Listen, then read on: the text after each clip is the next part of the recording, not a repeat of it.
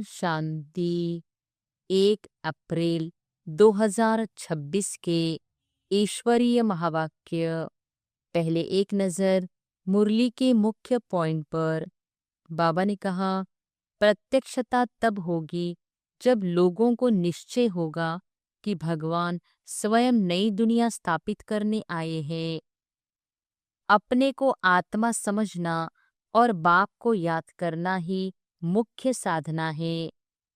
निरंतर याद की प्रैक्टिस से अंत समय में भी स्मृति बनी रहती है। देह अभिमान सबसे बड़ा बाधक है, इससे याद टूटती है। और फिर बाबा ने कहा, निश्चय बुद्धि बनते ही परिवर्तन तेजी से होता है, पर अभी समय लगता है। बाप की याद से चेहरा भी खुशी से खिल उठता है। आत्मिक आनंद, गोप गोपियों जैसी अवस्था, निरंतर बाप की याद में रहना। मन मनाभव और पवित्रता स्वर्ग का अधिकार दिलाते हैं। और फिर लास्ट में बाबा ने कहा, सबसे बड़ा पुण्य है बाप का परिचय देना और याद दिलाना। ज्ञान और भक्ति अलग है, अभी ज्ञान का समय है। याद की यात्रा ही मुख्य है, इससे पाप नष्ट होते हैं और सुखधाम मिलता है। अपने कर्मों की जांच करनी है, कोई पाप तो नहीं हो रहा। और अब सुनते हैं महावाक्यों को विस्तार से। मुरली का सार। मीठे बच्चे, बाप जो है जैसा है तुम बच्चों में भी नंबरवार पहचानते हैं। प्रश्न है, अगर सब पहचान ले तो बहुत भीड़ मच जाए। चारों ओर प्रत्यक्षता का आवाज कब फैलेगा? उत्तर है, जब मनुष्यों को पता पड़ेगा कि स्वयं भगवान इस पुरानी दुनिया का विनाश करा के नई दुनिया स्थापन करने आए हैं। हम सबकी सद्गति करने वाला बाप हमें भक्ति का फल देने आया है। यह निश्चय हो तो प्रत्यक्षता हो जाए, चारों ओर हलचल मच जाए।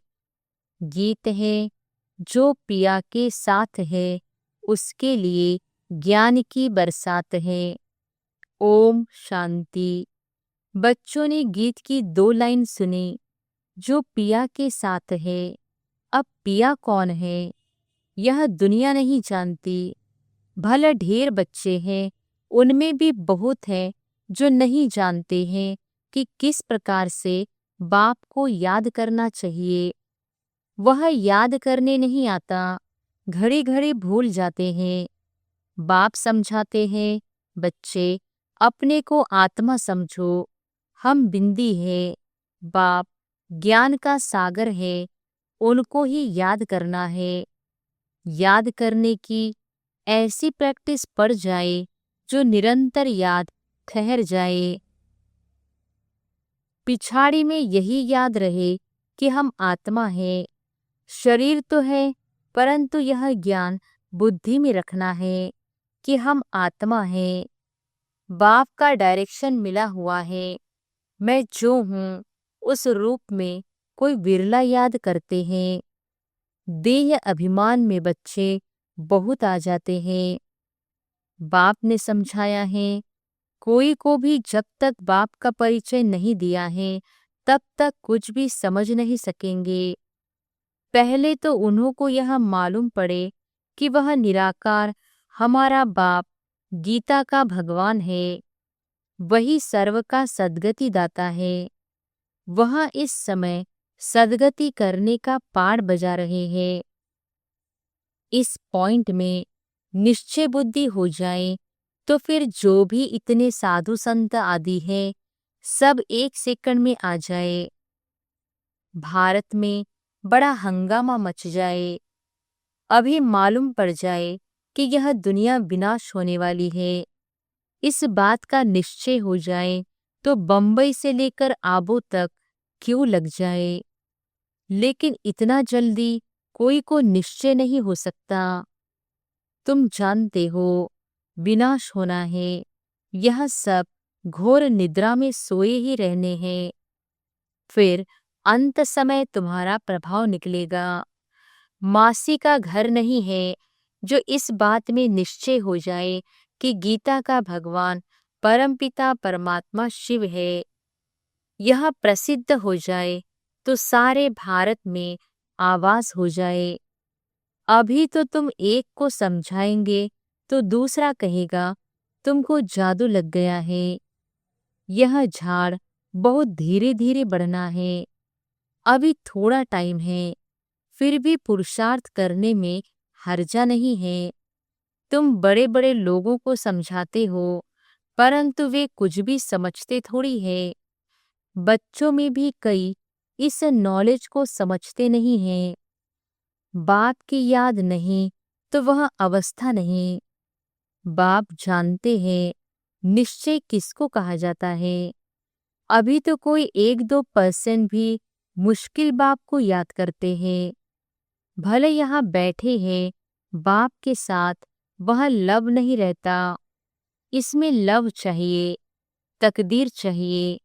बाप से लव हो तो समझे हमको कदम कदम श्रीमत पर चलना है। हम विश्व के मालिक बनते हैं। आधा कल्प का देह अभिमान बैठा हुआ है, सो अब देही अभिमानी बनने में बड़ी मेहनत लगती है। अपने को आत्मा समझ मोस्ट बिलीवेड बाप को याद करना मासी का घर नहीं है। उनके चेहरे में ही रौनक आ जाए। कन्या शादी करती है, जेवर आदि पहनती है तो चेहरे में एकदम खुशी आ जाती है। परंतु यहाँ तो साजन को याद ही नहीं करते तो वह शक्ल मुरझाई हुई रहती है। बात मत पूछो। कन्या शादी करती है तो चेहरा खुशनुमा हो जाता है। कोई की तो शादी के बाद भी शक्ल मुर्दे जैसी रहती है। किस्म किस्म के होते हैं। कोई तो दूसरे घर में जाकर मूंज पड़ती है। तो यहाँ भी ऐसे है। बाप को याद करने की मेहनत है। यह गायन अंत का है कि अतीन्द्रिय सुख गोपी वल्लभ के गोप गोपियों से पूछो। अपने को गोप गोपी समझना और निरंतर बाप को याद करना वह अवस्था होनी है। बाप का परिचय सबको देना है। बाप आया हुआ है, वो वर्षा दे रहे हैं। इसमें सारी नॉलेज आ जाती है। लक्ष्मी नारायण ने जब 84 जन्म पूरे किए तब बाप ने अंत में आकर उन्हों को राजयोग सिखाकर राजाई दी। लक्ष्मी नारायण का यह चित्र है नंबर 1। तुम जानते हो उन्होंने आगे जन्म में ऐसे कर्म किए हैं। वह कर्म अब बाप सिखला रहे हैं। कहते हैं मन मना भव, पवित्र रहो, कोई भी पाप मत करो, क्योंकि तुम अभी स्वर्ग के मालिक पुण्यात्मा बनते हो। आधा कल्प माया रावण पाप कराती आई है। अब अपने से पूछना है, हमसे कोई पाप तो नहीं होता है। पुण्य का काम करते रहते हैं, अंधों की लाठी बने हैं। बाप कहते हैं मन मना भव। यह भी पूछना होता है कि मन मना भव किसने कहा। वह कहेंगे श्री कृष्ण ने कहा। तुम मानते हो परमपिता परमात्मा शिव ने कहा। रात दिन का फर्क है। शिव जयंती के साथ है गीता जयंती, गीता जयंती के साथ श्री कृष्ण जयंती। तुम जानते हो हम भविष्य में प्रिंस बनेंगे। बेगर टू प्रिंस बनना है। यह एम ऑब्जेक्ट ही राजयोग की है। तुम सिद्ध कर बताओ कि गीता का भगवान श्री कृष्ण नहीं था, वह तो निराकार था। तो सर्वव्यापी का ज्ञान उड़ जाए।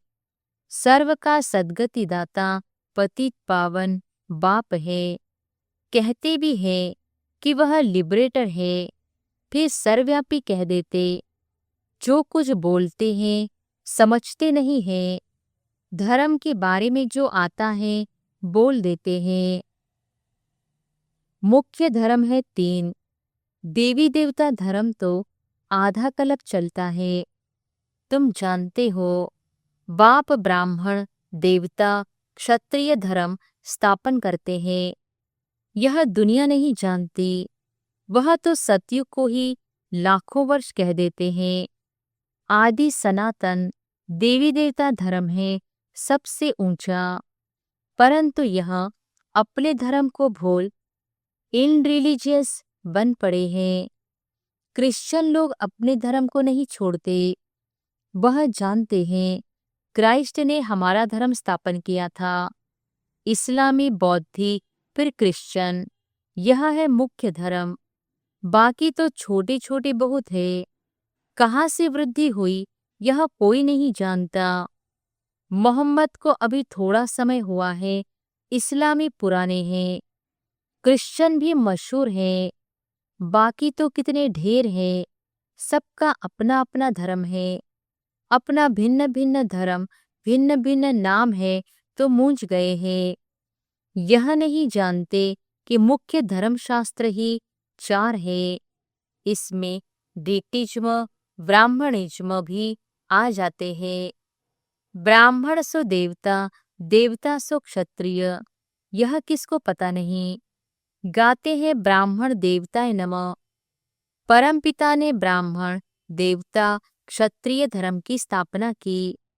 अक्षर है, परंतु पढ़ते ऐसे हैं जैसे तोते। यह है कांटों का जंगल। भारत गार्डन ऑफ फ्लावर था, यह भी मानते हैं। परंतु वह कब, कैसे, किसने बनाया, परमात्मा क्या चीज है, यह कोई नहीं जानते। तो आर्फन हो गए ना, इसलिए यह लड़ाई झगड़े आदि है। सिर्फ भक्ति में खुश होते रहते हैं। अब बाप आए हैं सोजरा करने। सेक्कड़ में जीवन मुक्त बना देते हैं।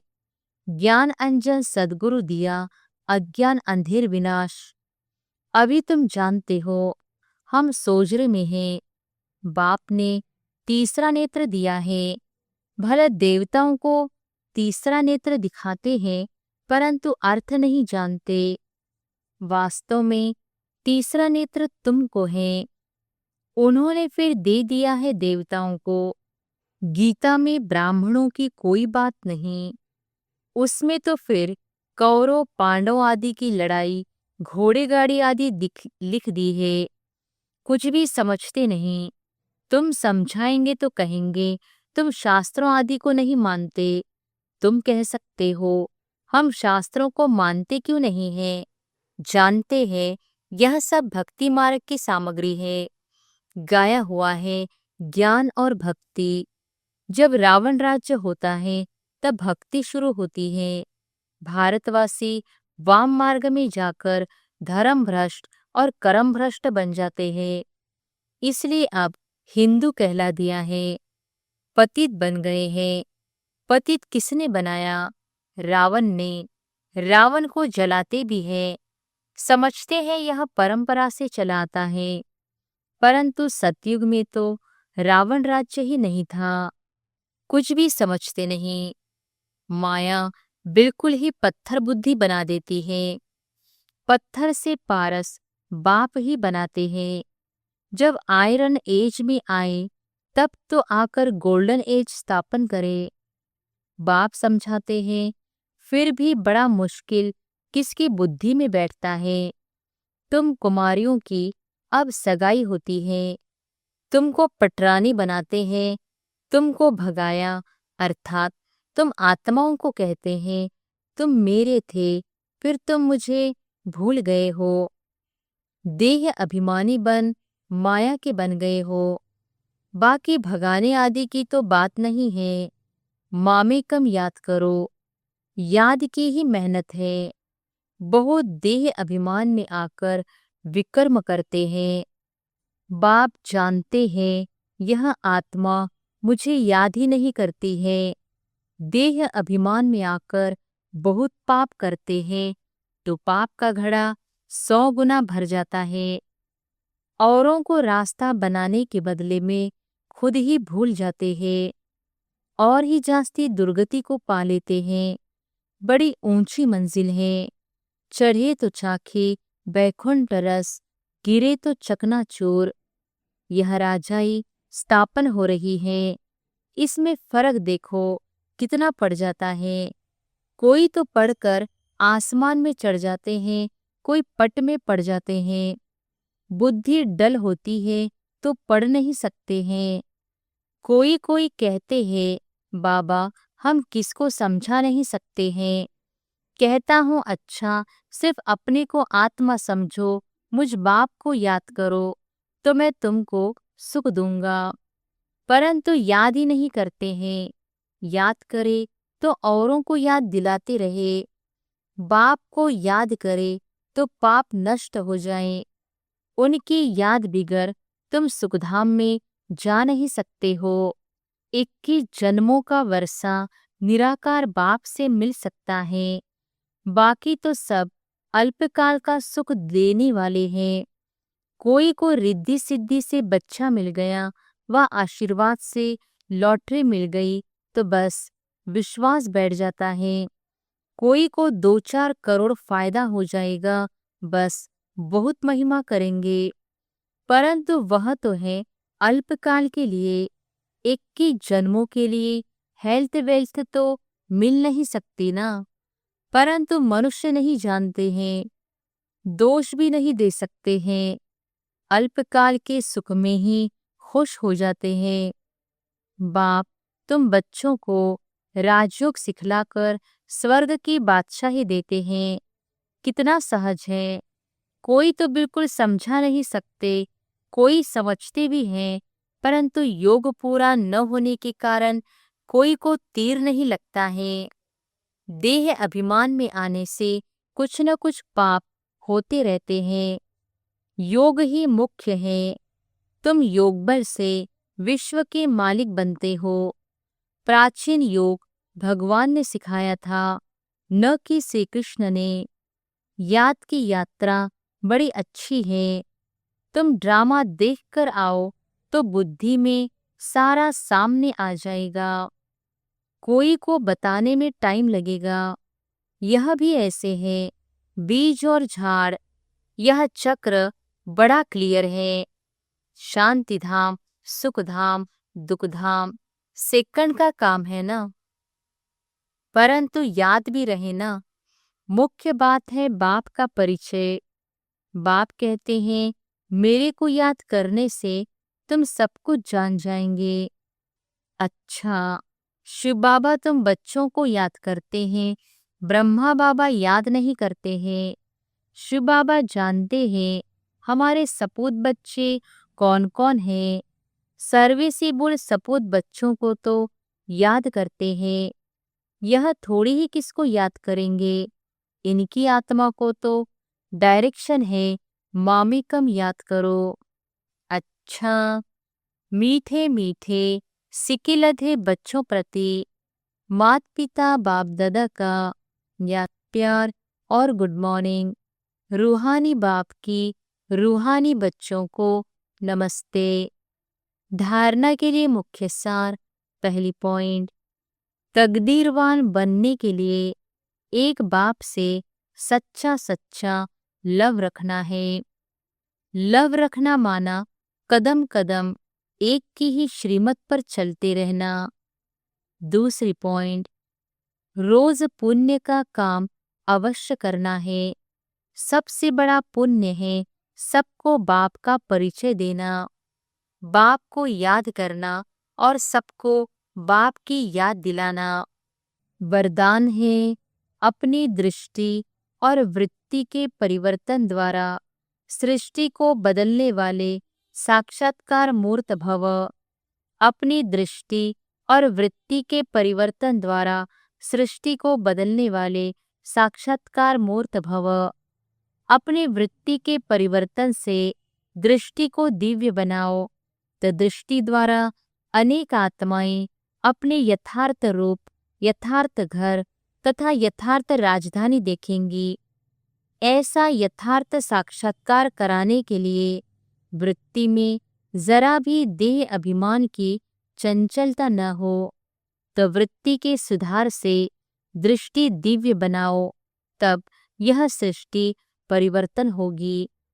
देखने वाले अनुभव करेंगे कि यह नैन नहीं, लेकिन यह एक जादू की डिब्बियां हैं। यह नैन साक्षात्कार के साधन बन जाएंगे। स्लोगन है, सेवा के उमंग उत्साह के साथ बेहद की वैराग्य वृत्ति ही सफलता का आधार है। सेवा के उमंग उत्साह के साथ बेहद की वैराग्य वृत्ति ही सफलता का आधार है। ये अव्यक्त इशारे महान बनने के लिए मधुरता और नम्रता का गुण धारण करो। मधुरता के गुण को धारण करने वाला यहाँ भी महान बनता है और वहाँ भी मर्तबा पाता है। मधुरता वालों को सभी महान रूप से देखते हैं, तो यह मधुरता का विशेष गुण हर बच्चे में होना चाहिए। मधुरता की मधु जिनके साथ है, उन्हें हर कार्य में सफलता ही सफलता है। उनके जीवन से असफलता मिट जाएगी। अच्छा, ओम शांति।